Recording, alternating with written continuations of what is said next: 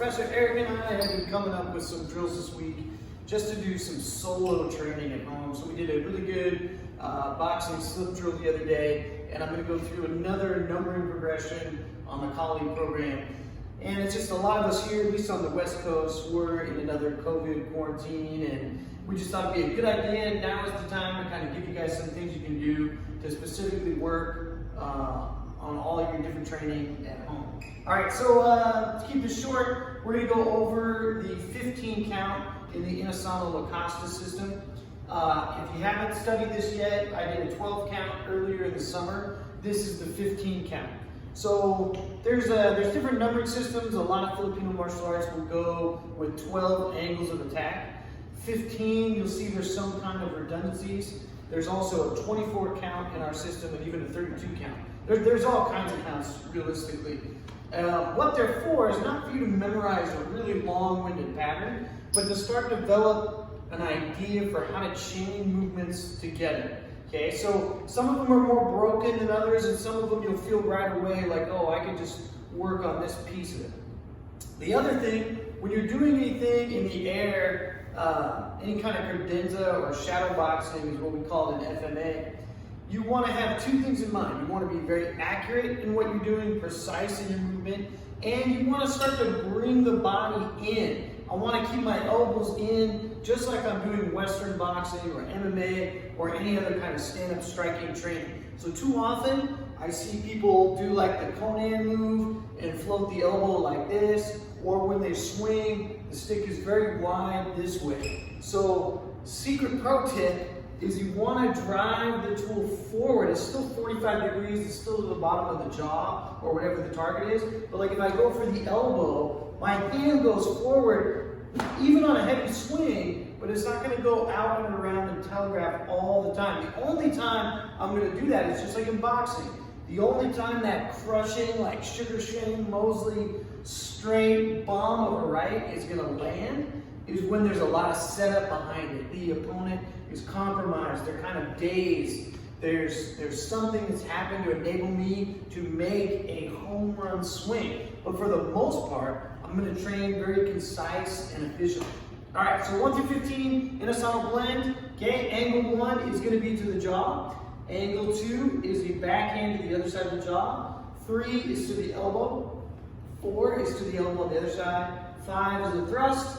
6 is a thrust to the chest. You can bring it over the arm. 7 is to the crown of the head, but we train follow through, and we're starting to develop this opposite leverage with the rear arm. So my left shoulder is going to help power the momentum of the stick. So from 6 again to the chest, it's going to come across, and now my arm and body are going to drop this way. I'm on the inside of my leg. It could be vertical with the knuckle forward, like a blade this way, or it could be with the tip or the flat like that. Okay, and then this is going to set up 8. 8 is going to curve around to the other side of the body and go for the mandible or the bottom of the jaw on the opposite side. The theory being here is 5 is already a straight thrust, so 8 is a curving thrust. And you can deliver your 5 line like that also, or it can go sideways to the jaw, like kind of a picking uppercut, like this way as well. Okay, so 6, 7, 8. I'll run through these again.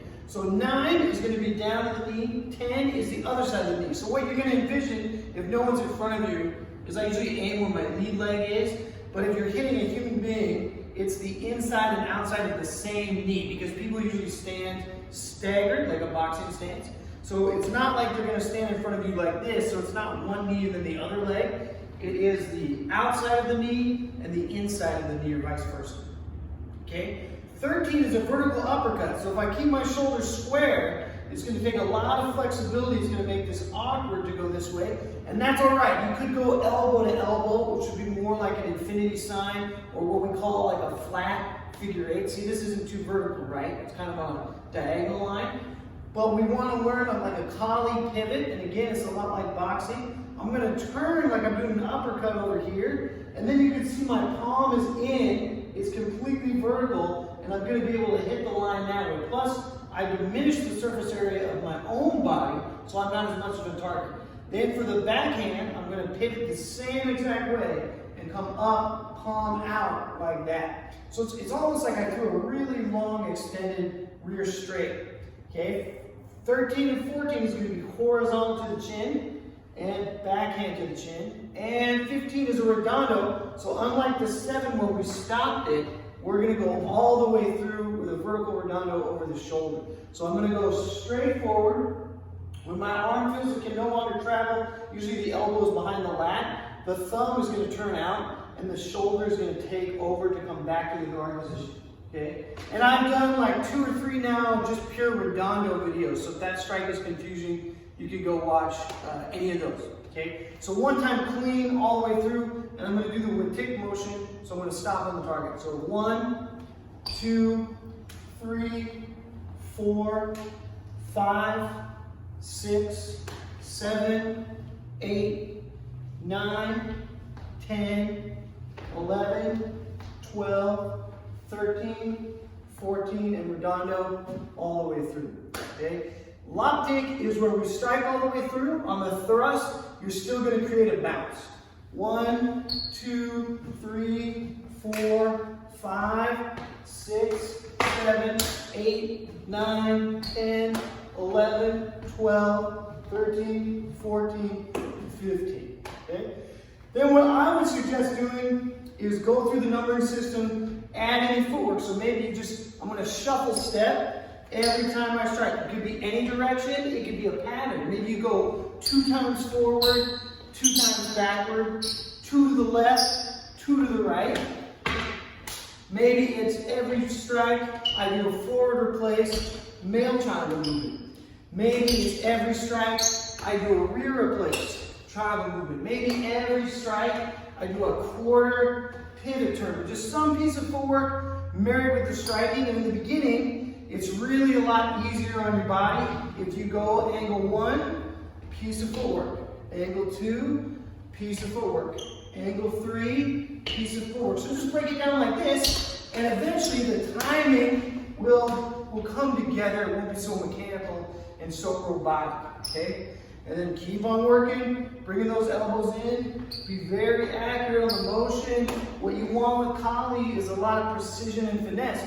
If this is a blade, even the stick, I don't need a lot of power. I just have to have a loose, relaxed swing. And if that hits your knuckle or that hits your chin, it's going to create an impact and eventually set up a big home run shot that we want to deliver there. Okay? And then mixing it up with the footwork is a really good idea. And then the last thing I'll leave you with is you want to chain these together as combinations. So maybe 1, 2, 3, 4 back to the guard position. That's a simple combination. What I'll have my students work on a lot is like 6, 7, and 8. 6, 7, 8, right? 6, 7, 8, maybe I shortcut it. I don't even go all the way to the ground, right? Maybe 8, 9, 8, 9. Just something simple, just to chain them together to get moving. Maybe 8, 9, 10. What about 11, 12, 13, 14, 15? 11, 12, 13, 14, 15, like that. Maybe 15, 3, 4. 15, 3, 4. So you want to play with it in order and out of order, because these templates are not meant to go through a vital template like a robot doing the same exact angle every single time. That's just the building block of good structure. And after you have that structure, you gotta like break the mold a little bit, throw it out. How can I do this with totally random footwork? Maybe you add like blocking and then go into the combination. But mixing and exploring will give you creativity that makes it far more useful than just having another list. In fact, if you already have a list and you got the 1 through 12 count that I put down there before, that right there is enough to work with. And so is this, it's even more so, right? So you don't need to keep adding lists of like, oh, now I need a 24 count, now I need a 32 count. Honestly, I rarely practice these anymore in order. I've been doing this for more than 20 years. So I rarely sit here and go 1, 2, 3, 4, 5, 6, 7, 8, 15 by myself. If I have a student or something, I'll do that. But really, it's to stoke the creativity. And creativity is really important, but you also have to have a foundational structure and platform for that creativity to rest on. It's like you got to have your sandbox. You know, maybe you're in art class, you're allowed to use so much canvas space. You've got certain tools, you're only allowed to use colored pencils. So there's always some kind of confine, but there's no real limit to creativity. But if you just go and just break the thing in the beginning and you don't get the structure down, your elbow's not coming in clean, you're not accurate on the target, you're really wide, your footwork is non-existent, is sloppy, then that's not going to come together either. And that's the hard truth about YouTube martial arts, is there's so much available that's out there, but how can we absorb it in a context that works for us? And the only pathway that is available is you've got to practice it. And I hate to say that out loud and give the big secret away, but if you're not going to practice this stuff, it doesn't matter how many YouTube videos and how many instructionals that you watch. You just got to be a little bit diligent. I would even advocate for a lot. I tell my students, just do this 3 minutes a day. Set a timer for 3 minutes. It doesn't seem like much, but it's going to get you started and get you moving, and then before you know it, it's not a chore. You're just like, oh man, I know the timer went off. I'm going to keep going past the 3 minutes. My favorite song is playing on Spotify or whatever streaming service you got these days. And I'm just going to keep moving because I'm having fun with it. And that's the most important thing, is to allow yourself to work in that sandbox. And the best people that I've ever trained with, they're all like that. They don't, some of them, I'm like, hey man, show me that 24 count. I haven't done that one yet. They're like, man, I don't remember it. I don't even do that anymore. But their basic anatomical structure of fighting is very, very sound. And that is not broken because they practiced at some point and developed it diligently.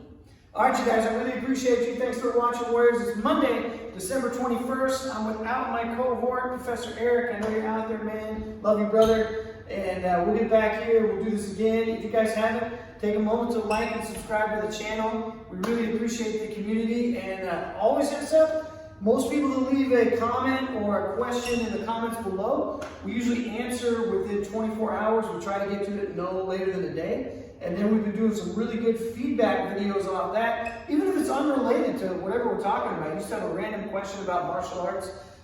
Professor Eric and I, who run this channel, we have so much diversity in what we've trained over the years that we're usually pretty capable of bringing you an answer in some regard. And you know what? If we don't have the answer, we will find somebody who does and share that with the community, because that's how we roll. All right, Warriors, thanks for watching.